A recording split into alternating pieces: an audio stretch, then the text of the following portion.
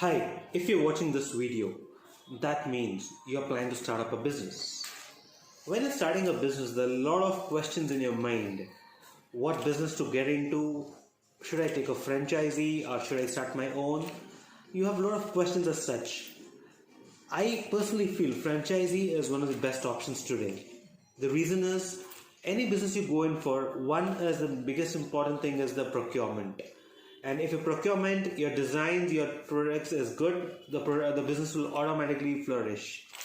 Second is the support. Do you have a support system? Maybe yes, maybe no. But if you get into a franchisee, it's a pre-approved support system which is already in place and already successfully running. So it makes your work much easier. The whole ecosystem, from the tagging to the product design selection to the customer interaction to your packaging, the whole system is all set. So this makes the biggest advantage, and the chances of you experimenting reduces in a big way. And one more very important thing why you should go for a franchisee is promotion. Today, let's assume you have a store. Your promotion is limited to your area and only pamphlet distribution are to a very small level.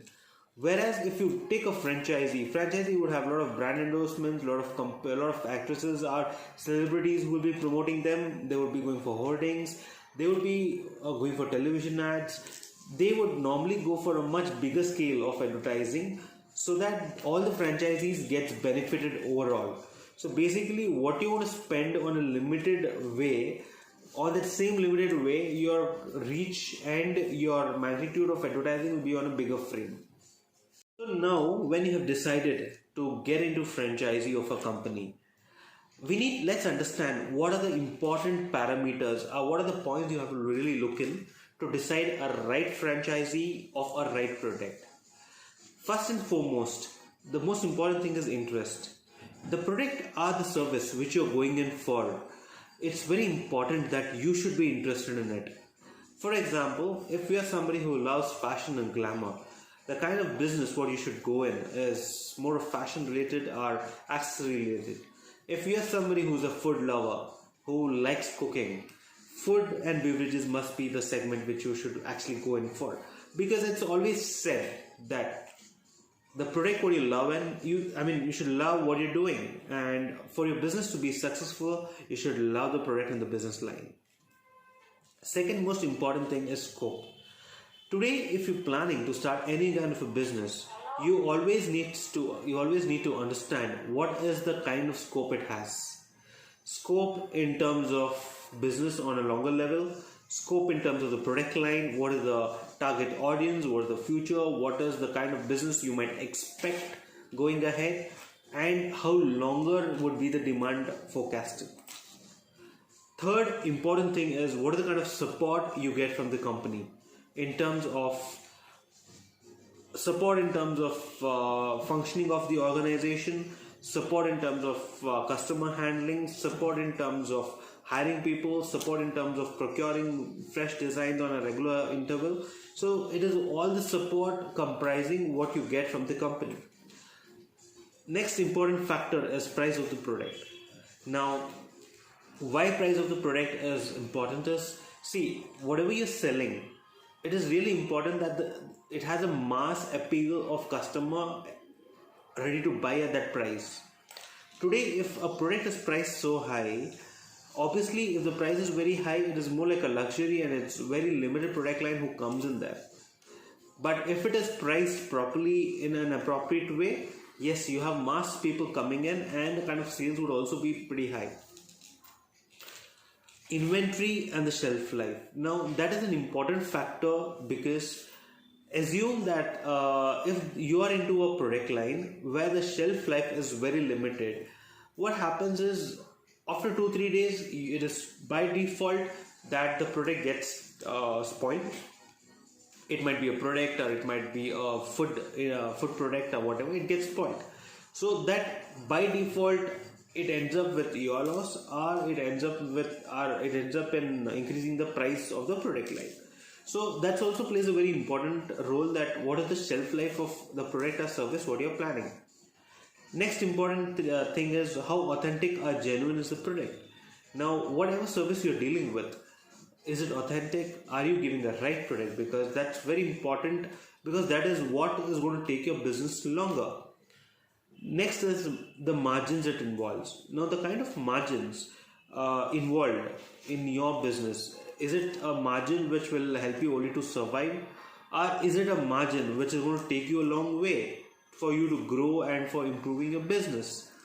Now, a lot of people say that they have a margin of 30%, 35% or whatever, but actually when you go to the actual bottom line, that means after all the expenses are in terms of, it's left with hardly 4,000, 5,000 or 10,000 a month.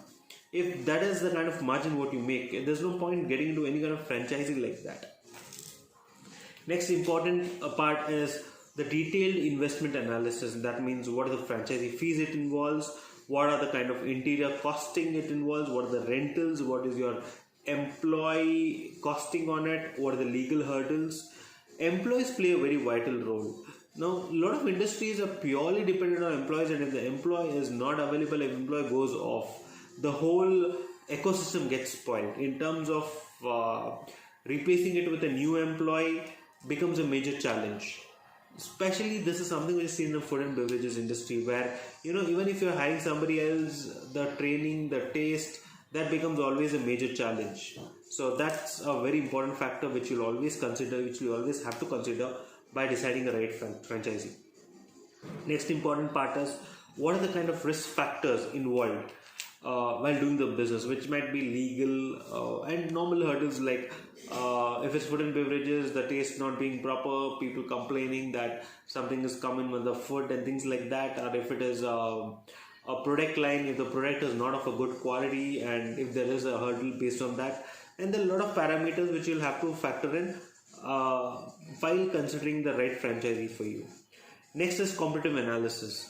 Now, competitive analysis is one of the most important factor, and why is that? Is because if there's no competition, or if it is very easy for anybody to start, that means it's better you don't go for a franchisee of that. Because if it is very easy for anybody to start, I'm sure there'll be so many people getting into the industry, plus there'll be so many people who will be your competitor brands coming in, and more the competitors, more the similar product line easily available, obviously the chances of your margins will go down automatically. So that is something which you'll have to consider, because if getting into the industry is tougher, obviously your profitability also will be more better. Next is obviously you have to do a thorough background check of the company which you are getting associated with. And the next foremost, the kind of concentration level you can give on to your respective franchisee. That means, are you somebody who can give the whole day, or are you somebody who can just give an hour or two? So based on that, you have to discuss with your respective company and understand that is it something which you can work in an hour or two. And I'm sure every company would have an alternative. So that is very important. And one more thing, that is the sales channel. Now, the kind of sales channel what it has, apart from your retail, is there any secondary other sales channels of your product and business line?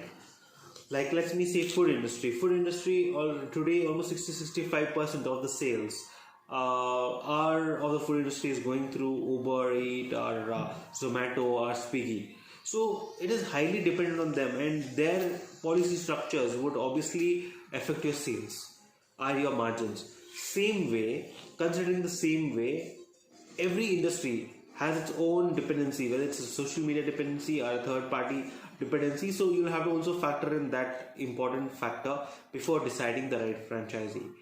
Going ahead, I would obviously talk about silver jewelry and how silver jewelry is very different, and how is our company, that's Flaunt Basket, answering this questions which we have just raised now for you to decide a right franchisee.